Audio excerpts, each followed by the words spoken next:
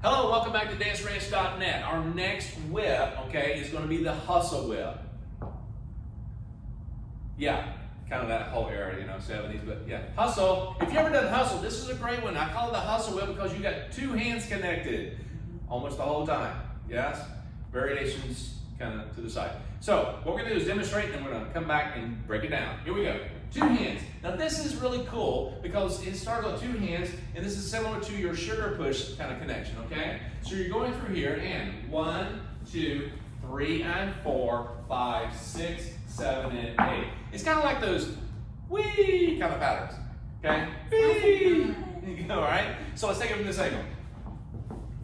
So here we go, and 1, 2, 3, and 4, 5, 6, 7, and 8. Now you may want to go like wee as you do it, I don't know. But anyhow, this is a good one. This is a good pattern to have. Now, notice that as I go into this, I'm starting with two hands. You don't necessarily have to do that in this basic hustle whip.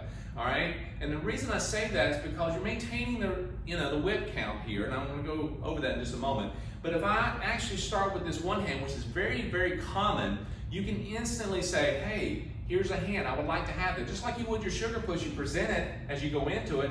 Same thing. When you go to move her, like your pickup whip that we just went over, you're actually getting her to rotate on as she steps into that. Once she steps on that right foot on count 1, she's going to rotate at that point, and she's going to take your hand if you present it at the same time. But once you have it, you finish out the rest.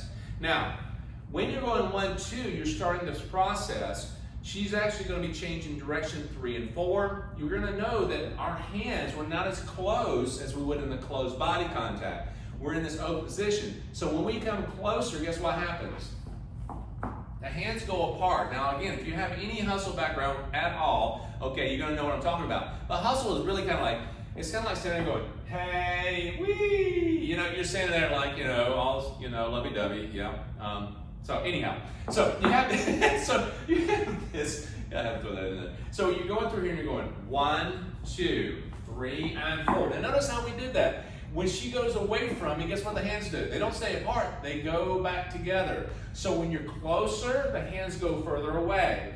When you're further to go away, they come back together. Now guys, this doesn't mean that you're pushing, taking your thumbs on top of her hands and pushing down and away. You don't want to instigate that type of lead. You're just allowing the body to move, and you recognize how close it is. You adapt to it. She goes away. You adapt to it. You just kind of let that be more organic than trying to force it, okay? That's the difference. Just by you taking your hands there, our hands are going to go with it. Right, and notice how I'm moving. I'm moving very little in this little oval that I have going from sideline to sideline. Again, sidelines in football. She's going from one end zone to the other, okay, follow me. And she's actually having a longer field that she has to travel. Guys, we're going sideline to sideline around the 50-yard line, 40 and 50, that's it, okay? So we don't have that much. That's why we need to allow the arms to move with it. So as I go around, 1, 2, 3, and 4, 5, 6, 7, and 8. Dig it? Yeah? Cool? All right, so get your jam on and start practicing. No, I'm just kidding. So here's what I want you to understand.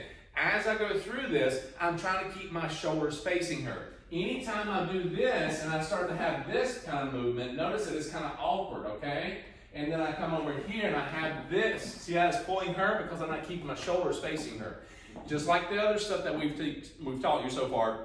And the teaching is about trying to keep the shoulders facing her as much as possible, because anytime you're taking this and you're moving in a way, see how it influences her? Changes me. Yeah, so I want to be sure as much as I can to allow my shoulders to face her, even though my hips may be like this or turned a little different. That's going to happen because your body, you can't be moving like this the whole time. Not good, all right? Very still.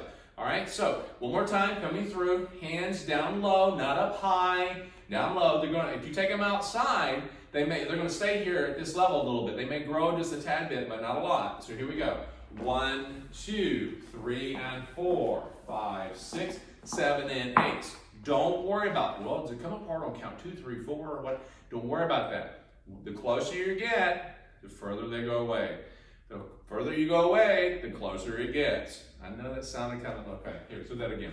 And 1, 2, 3, and 4, 5, 6, 7, and 8. Now release it at the very end. You don't have to, but I'll release it because I have more options that way. Cool? All right, so as you go through this, remember, It's not a variation of, we're not going overhead or anything. It's just looking at your partner. And ladies, this is what makes it a little, because basically there's nothing really going on but looking at your partner the whole time, okay? Let's do it one more time from this angle, because I like to see this here. And ladies, as you notice, I'm facing her, she's facing me. 1, 2, 3, and 4, 5, 6, 7, and 8. Yes? All right, have fun with this. Go back and come on back for the next cool pattern.